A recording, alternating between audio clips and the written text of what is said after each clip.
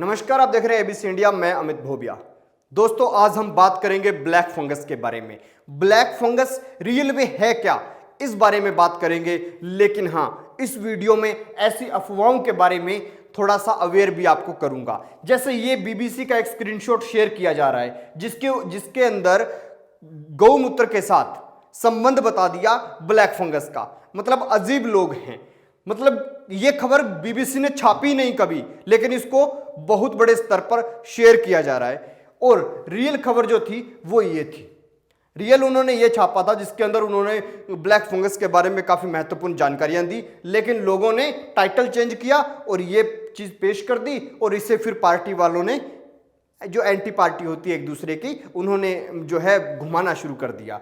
तो ये सब चल रहा है। तो ऐसी फेक खबरों से आप बचें। और ब्लैक फंगस के बारे में सीधी सी बात करते हैं, साधारण सी बात करते हैं। ब्लैक फंगस क्या बला है? क्या मई के महीने में आई है, क्या अप्रैल के महीने में आई है, या इससे पहले भी थी? तो आपको बता दूं, अगर ताजा उदाहरण देखें तो ये बीबीसी का एक आर्टिकल है। 23 दिसंबर 2020 को यह आर्टिकल लिखा गया और इसके अंदर उन्होंने ब्लैक फंगस के बारे में लिखा। इस आर्टिकल को पूरा जाकर जब वेबसाइट पर पढ़ेंगे तब आपको पता चलेगा कि इसके अंदर उन्होंने साफ साफ लिखा कि गुजरात के अंदर, महाराष्ट्र के अंदर और दिल्ली के अंदर कई जगह ब्लैक फंगस के मरीज दिसंबर के महीने में मिल गए थे। और दूसरी बात दोस्तों, ये जो फंगस का नाता है ना, ये हमसे बहुत सालों पुराना है। आपके घर में आपने देखा होगा, कभी टमाटर पर फंगस आ जाता है, कभी जामुन पर फंगस आ जाता है, कभी ब्रेड पर फंगस आ जाता है, कभी पपीता पर फंगस आ जाता है। ये वही फंगस है। लेकिन ये असर कब करता है, अब इसको लेकर बहस है कि अब ये पूछा जाने लगा है कि भाई कोरोना काल में अचानक फंगस फैल रहा है या इससे पहले भी फैलता है। तो दोस्तों, मैं आपको एक बात बता दूं कि जो ब्लैक फंगस है कोरोना काल में ये हाईलाइट हो चुका है, ये सबके सामने आ चुका है। इसका एक महत्वपूर्ण कारण है। वो कारण ये है कि लोगों की इम्यूनिटी कमजोर हो चुकी है और जिनका इम्यून सिस्टम कमजोर है उनके ऊपर ब्लैक फंगस असर करता है। और ब्लैक फंगस की एक खासियत है, केवल ये फेफड़ों पर ये असर नहीं करता, केवल ये आंख पर ये असर नहीं करता, ये शरीर के किसी भी हिस्से पर असर कर सकता है। ये आपके दिमाग की हड्डियों को भी गला सकता है, उस पर भी असर कर सकता है। लेकिन आज के टाइम में हमें लगता है कि ब्लैक फंगस केवल आंखों पर ही असर करता है। तो ऐसा नहीं है। और फंगस हमारे बीच में बहुत लंबे टाइम से है।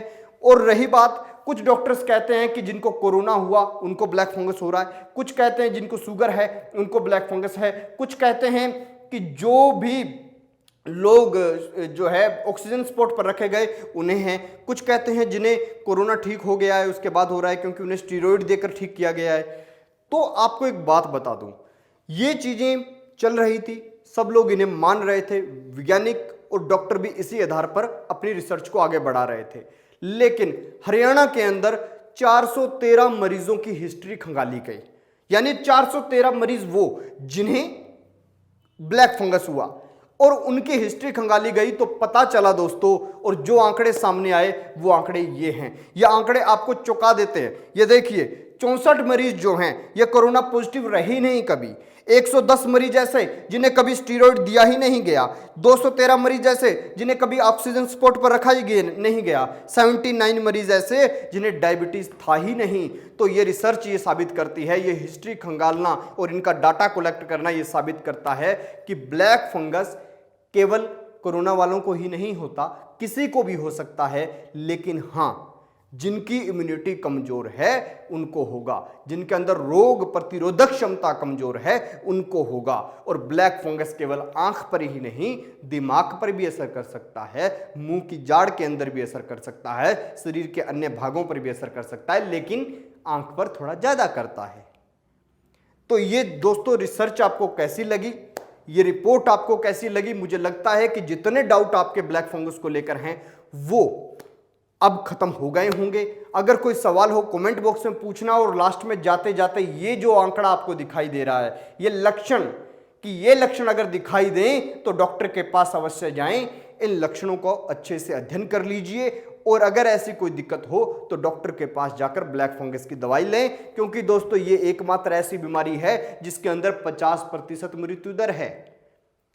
कोरोना अगर होता है तो 90% चांस है आप बच जाते हैं, और ब्लैक फंगस होता है तो 50% चांस है कि आप बचें, 50 है कि मर जाएं।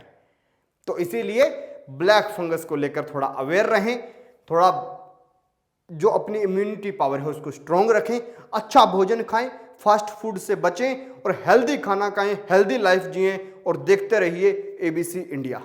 आपकी आवाज, आपका विश्वास।